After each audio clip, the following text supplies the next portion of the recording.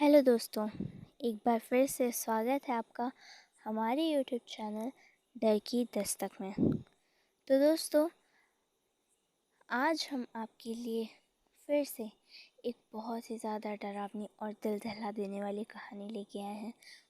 अगर आप हमारी कहानियाँ सुनते हैं और आपको अच्छी लगती हैं तो उसे लाइक ज़रूर करें, और अगर आप हमारे चैनल पे नए हैं तो उसे सब्सक्राइब करना बिल्कुल ना भूलें। तो चलिए शुरू करते हैं। दोस्तों, ये कहानी मेरे एक दोस्त ऋषभ की है। उसने मुझे ये कहानी बताई थी और आज मैं ये कहानी आपको उसी की ज़ुबानी सुनाऊंगा। तो चलिए शुरू करते हैं।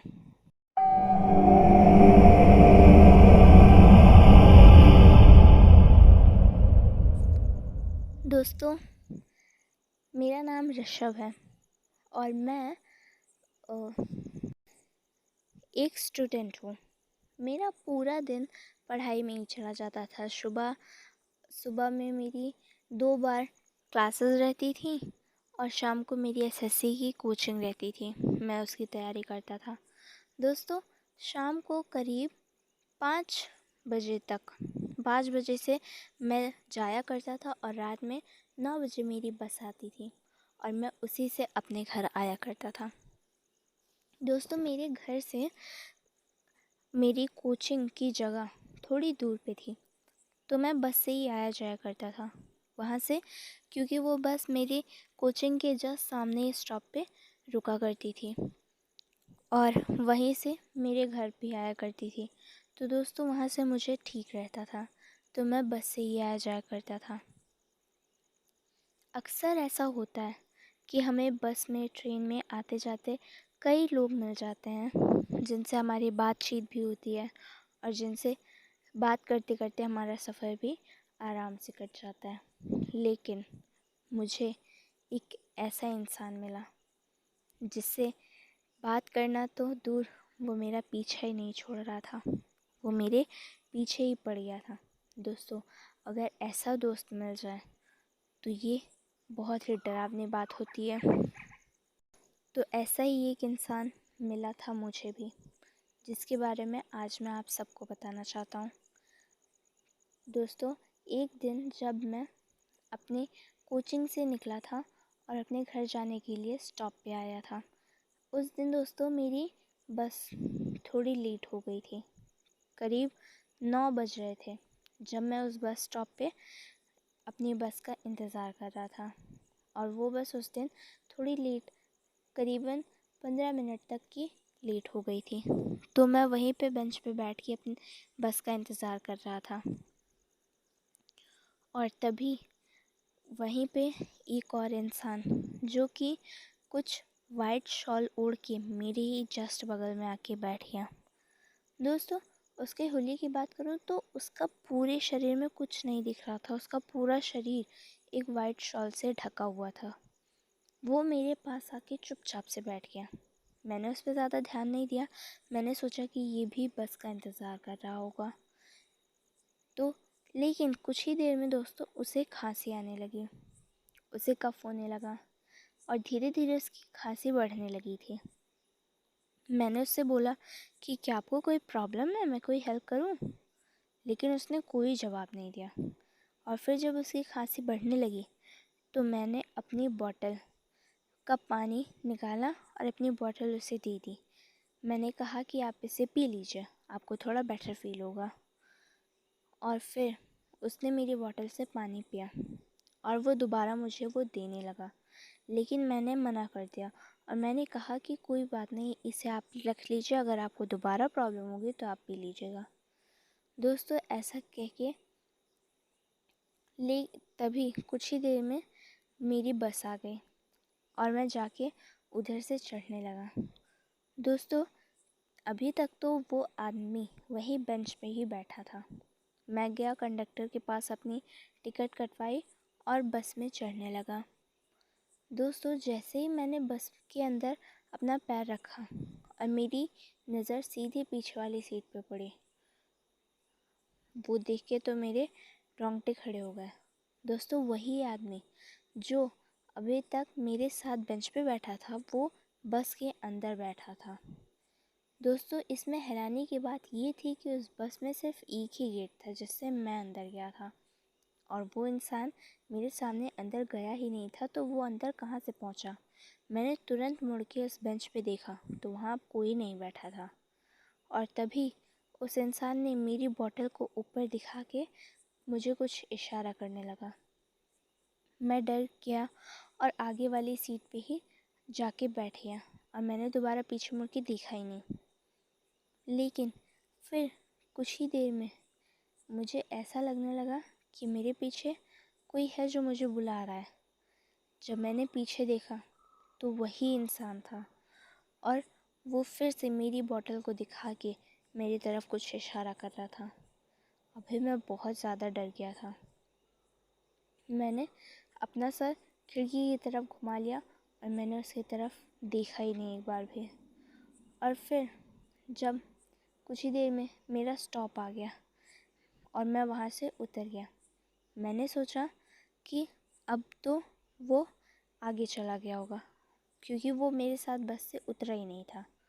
दोस्तों, मैं वहाँ से अपने घर की तरफ जाने लगा, और तभी मुझे अपने पीछे से किसी के कदमों की आहट आने लगी। मुझे लगा कि कोई है और भी जो मेरे पीछे चल रहा है। मैंने सोचा कि कोई होगा, मैंने पीछे मुड़ के देखा नहीं। लेकिन कुछ देर में मुझे ऐसा नोटिस करने लगा मैं कि जो भी है मेरे पीछे वो बिल्कुल मेरी तरह चल रहा है। जब मैं खड़ा हो जा रहा हूँ तो उसकी भी कदमों की आहट बंद हो जा रही है। जैसे ही मैं एक कदम बढ़ा रहा हूँ वैसे ही वो भी अपना एक कदम बढ़ा रहा है। ये सुन के थोड़ी घबराहट हुई, और मैंने जैसे ही पीछे मुड़ के देखा, दोस्तों, ये वही इंसान था, वाइट शॉल वाला, जो मेरा पीछा कर रहा था। जैसे ही मैंने पीछे मुड़ के देखा, वो फिर से मुझे वही बॉटल दिखा के कुछ इशारा करने लगा। दोस्तों, मैं बहुत ज़्यादा घबरा गया और मैं भागते हुए अपने गली की तरफ जाने लगा। और जब मैं अपनी गली के तरफ मुड़ा वहाँ अंदर, मैंने सोचा कि अब तो सब कुछ ठीक होगा। लेकिन जैसे ही मेरी नज़र मेरे घर के गेट पे पड़ी, दोस्तों, आप मानेंगे, मेरी तो रूह ही कांप गई थी वो देख के, क्योंकि वो इंसान अब मेरे गेट के सामने बैठा हुआ था। मैं बहुत ज़्यादा डर गया। मैं सोचने लगा कि वो आखिर चाहता क्या है मुझसे। मैं बहुत ज़्यादा डर गया, और फिर अब मैं सोचने लगा कि अब मैं करूँ तो क्या करूँ। मैं फिर से भाग के बाहर आ गया, और तभी मेरे पहचान वाले एक भैया वहाँ से जा रहे थे। मैंने उनसे कहा कि एक इंसान है जो मेरा पीछा कर रहा है और वो मेरे गेट के सामने बैठा है, प्लीज़ आप मुझे घर तक छोड़ दीजिए।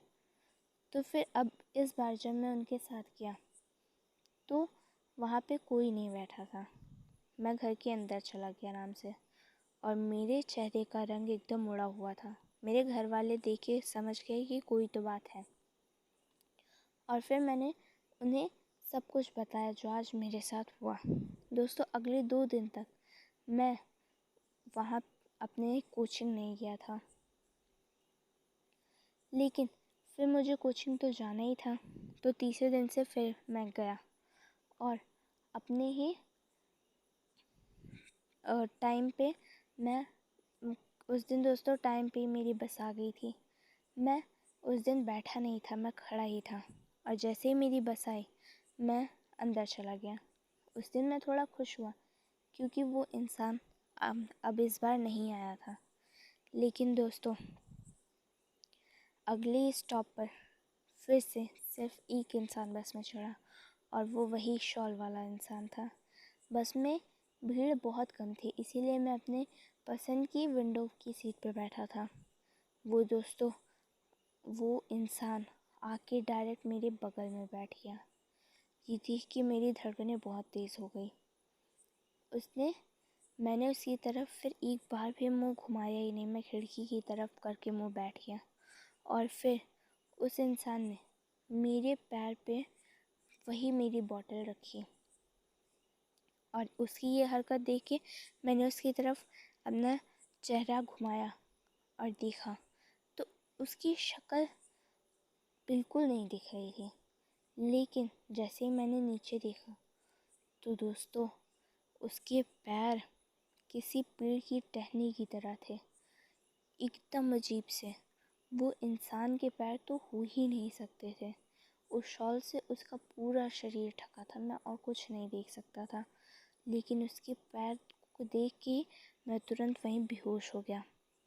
और जब मेरी आँख खुली तो मेरे सामने वो कंडक्टर था जो कि रोज़ रहता था। तो उसने मेरे स्टॉप पे बस रोक दी थी और उसने मुझे जगाया और तभी मैं दौड़ते हुए अपने घर चला गया। लेकिन दोस्तों उसके बाद से मुझे फिर वो इंसान कभी नहीं दिखा। जब मेरी आँख भी खुली तो वो इंसान वहाँ नहीं था। दोस्तों मैं घर जाके अपने मम्मी पापा को सारी बात बताया और फिर उन लोगों ने अगले ही दिन मुझे एक पंडित जी के पास लेके गए और उन्होंने मेरे हाथों पे एक मौली बांधी और फिर कहा कि अब वो कभी भी नहीं आएगा। और दोस्तों उसके कुछ दिन बाद तक तो मेरे पापा मुझे लेने और छोड़ने जाया करते थे और उसके बाद से फिर मैं बस से ही आना जाना शुरू कर दिया। लेकिन दोस्तों उसके बाद से मुझे वो इंसान फिर कभी भी नहीं दिखा। तो दोस्तों ये थी ऋषभ की कहानी। उम्मीद करते हैं कि आपको अच्छी लगी होगी और अगर अच्छी लगी तो दोस्तों सब्सक्राइब करना बिल्कुल भी मत भूलिएगा, क्योंकि मैं ऐसी ही और कहानियाँ डालता रहूँगा। तो तब तक के लिए बाय।